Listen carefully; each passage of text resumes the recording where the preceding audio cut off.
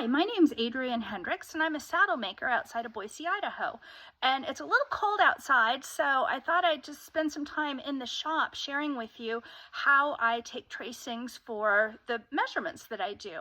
And my friends at Thinline asked me why I love their saddle pads so much, and this is a huge part of why. Without having to adjust the saddle, just by measuring the horse's back, I can really go in and make some differences in how the saddle fits. So what do I do, or how does that happen? In my last video, I shared some things that I look for does your saddle fit or not, and we talked about if you can feel a wobble. Well, this video is going to help you identify where potentially that wobble could be. And so what I do is I start with a flexi curve, and you can get this at any office supply store. It's an architectural ruler, a flexible ruler, anything like that. I have a little level on it that I have zip tied, and then I've got this little piece of wood that my dad made. And if you send me a flexi curve and the little bubble, I bet I could get my dad to make you the little wood thing. And the critical part with the wood thing is the holes, because what I do is when I set my flexi curve on my folder before I start doing tracings, I put a pin and I mark the holes. So each time I set my flexi curve down, I get it lined up in the right spot. So there's lots of videos out there on how to do tracings. I do tracings in 3 particular places. The first tracing I take is 3 fingers behind the scapula, where the points of the tree or the bars of the saddle are going to sit. The next tracing I take is the lowest point at the base of their withers, and the last tracing is my best guess at where their T18 is. So I feel the soft parts of their flank and follow that last rib up and take a measurement there. Basically, I'm measuring where the trees or bars sit, the lowest point at the base of the withers where the rider's center of mass sits, and then where the back of the saddle sits. So I end up with 6 measurement points. So to do that, and there's lots of videos out there on how to take tracings. Again, it's a little too cold to be outside doing that. And what I wanted to share is more how I analyze the tracings once I get them. The hardest part, I will point out, when you do a tracing is when I put the flexi curve on, taking it off, it can get twisted all sorts of different ways when you go to put it down and actually trace it. What I always do is I just always have the bubbles facing the horse's tail. So I'm always behind my flexi curve looking at the horse's head.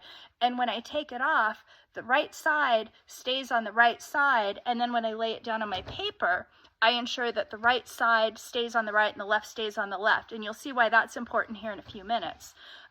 So that is probably the hardest thing in doing tracings, is making sure you take it off the horse and it doesn't get flipped around when you measure. So after I take my first tracing, I set it down, I do my second and third tracing, so I get all 3 tracings on my paper. Again, I line up my flexi curve with the holes, and I like my tracings all layered on top of each other like this. A lot of times I get different measurements all over the place. I gotta be honest, it's kind of like reading tea leaves. This is how I do it, so this is just how I do it. So if I can help, I'm happy to share. So what I do is I then measure down with my flexi curve 2, 3, and 4 inches down, because I want to get the range of the horse's back where the saddle's sitting. After I mark 2, 3, and 4 inches, I use my right angle and I trace each side of my folder from the center line. So I have my range that I'm measuring. Then I take my flexi curve again, and I do centimeters, because that's what my master taught me, and I measure out in centimeters from the center line. So I'm measuring the right side and then the left side. So what I get is just a cross section of the horse, and again, the 6 different points. The right side, this is the right side of their back, this is the left side. So what I'm looking at is their back even? Because that, in my opinion, is going to have quite a bit of impact on how the saddle's sitting. Is the saddle level, or is it uneven, just like a backpack? If your backpack's weighted a little uneven, you're going to start to carry it differently. And again, the horse's muscles are going to form differently to carry your saddle if it's sitting a little uneven on their back. And also, if there's that wobble we talked about, that could be impacting how the saddle is up there moving and how the horse is having to flex or carry you. So I get my 3 tracings, put them down, I measure out my lines, and then I go in with my ruler and I measure. So you can see I've got 3 different measurements up on the top, 2 on the second, and 2 on the third, and I'll share why I'm doing that. So let's start with this first tracing that's 3 fingers behind their scapula. On this horse, Socks, he is 6.5 centimeters to the right, 7.5 to the left, 9, 10.25, 11.75, 13. So he's about 1 centimeter to 1.5 centimeters smaller on the right side as we go down the measurements, okay? So the left side is bigger than the right side. And I may make it sound really basic, but I always have to just kind of think through it in my head because we'll get a lot going on here in a minute. The second tracing, again, the lowest point at the base of the withers where the rider's center of mass sits, is 9.25, 11.5.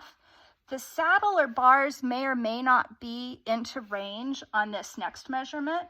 13.5, 15.5, 17, 18.75, but that's 1 to 2 centimeters, and that could be under the rider's leg, which is going to affect how the rider sits in the saddle. So we can't do anything to adjust the saddle there, but I want to be aware of it because what could be happening at the overall picture is the rider could be getting cocked off to one side.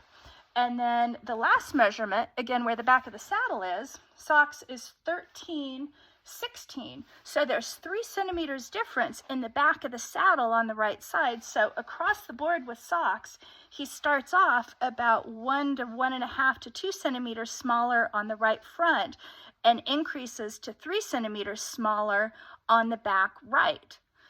Did I say that right? See, this is where the right and left gets a little confusing. So yeah, the right side. So across the board on the right side, he's a bit smaller.